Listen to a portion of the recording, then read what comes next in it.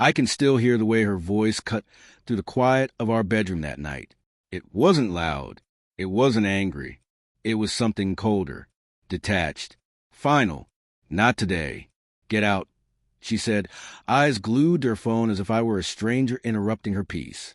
I froze for a moment, unsure whether to laugh, argue, or vanish entirely. But deep down, a part of me already knew. This wasn't just about tonight. This was a quiet unraveling of the end. Our marriage hadn't always been like this.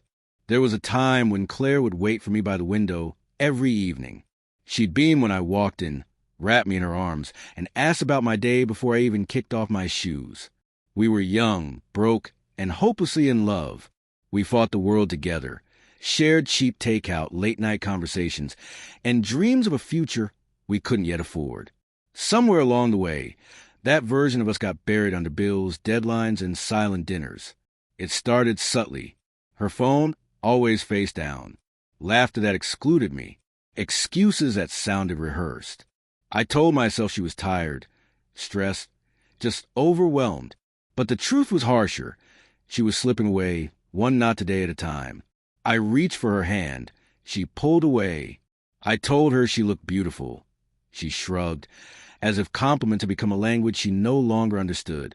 Still, I stayed patient. I believed love meant endurance, surviving the storms.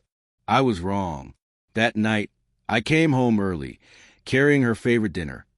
Lasagna, the kind she used to beg me to make when we were dating. Candles flickered, music played softly, and for the first time in weeks, hope stirred. I wanted to talk, to reconnect, but when she entered the room, her face didn't change. "What's all this?" she asked flatly. I smiled. "Just dinner. Just us." She sighed, tossed her bag on the couch, and repeated herself, sharper, colder. "Not today. Get out." Something in my chest went quiet. The sound of her heels against the floor, the faint trace of her perfume. It all felt foreign, like I was watching someone else's wife move through my home. I didn't argue. I didn't plead. I just walked out, realizing sometimes endings don't arrive with shouting or tears.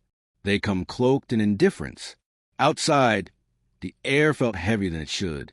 I remember gripping the steering wheel, staring at our house through the windshield. Curtains drawn, lights dimmed, and for the first time it looked unfamiliar, as if I no longer belonged there. I could still see her shadow moving inside, calm, unaffected.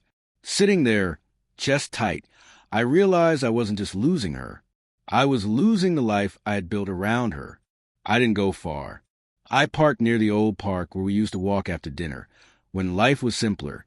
The same park where I first told her I loved her, and she had grinned, "You'll never get rid of me now."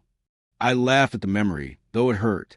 Love can turn from promise to punishment in ways you never expect. I sat for hours, watching strangers pass by, couples holding hands, kids on bicycles, wondering how many of them were pretending too. By morning, I drove to my friend Ethan's place. He looked at me and didn't ask questions. He'd seen the cracks before I had. "You can't keep fixing what she's not trying to save," he said. I wanted to argue, but there was nothing left to defend. Her words replayed in my head. "Not today. Get out." Not rejection, not really, but the ease of it, like my presence had become a nuisance. In the days that followed, I tried to hold on to reason. Maybe she needed space. Maybe this was just a rough patch. But silence became her weapon. My texts went unread, my calls ignored. When I finally returned home to collect some clothes, she didn't even look up. "Didn't think you'd actually leave," she said casually, scrolling her phone. "You told me to get out." I replied. She shrugged. "Yeah, but you didn't have to take it so seriously." I knew then. It wasn't exhaustion or miscommunication. It was indifference. She wasn't angry. She wasn't sad. She simply didn't care anymore. I stood in the living room, surrounded by memories that no longer belonged to me, realizing love doesn't die in arguments. It fades in silence, apathy, the slow erasure of meaning. I left again, but this time I didn't look back. Weeks passed. Absence settled like dust on abandoned furniture. I moved into a small apartment across town. Quiet, colorless, functional, with nothing to remind me of her.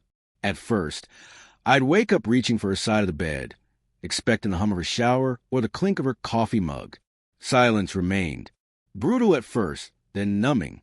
I learned to fill it with meaningless noise. Late-night TV, half-read books, long drives to nowhere. Anything but thoughts of her. One evening, I stumbled across a social media post of hers, a photo of her smiling at a rooftop bar with friends, captioned, "Peace feels better than pretending." It hit harder than I expected. She wasn't mourning what we'd lost. She was celebrating it. And somehow, that became the closure I didn't know I needed. I wasn't angry anymore, just empty. You can't fight someone who's already moved on. Life, however, has a way of rebuilding you in the smallest increments. A few weeks later, Ethan called about a renovation project downtown. Work had always been my refuge. Structured, logical, predictable. Slowly, between blueprints and deadlines, I remembered who I was before her. I stopped checking my phone. I slept through the night. I even laughed, really laughed, for the first time in months. One afternoon, leaving the site, I saw her, Claire, across the street, wearing the same coat I once bought her for our anniversary. Our eyes met for a fleeting moment. No anger, no guilt, just a quiet acknowledgement of two people who once knew each other deeply. She smiled faintly, almost apologetically, then looked away. In that wordless moment, I understood. Not all goodbyes come from hate. Some simply arrive when love runs out.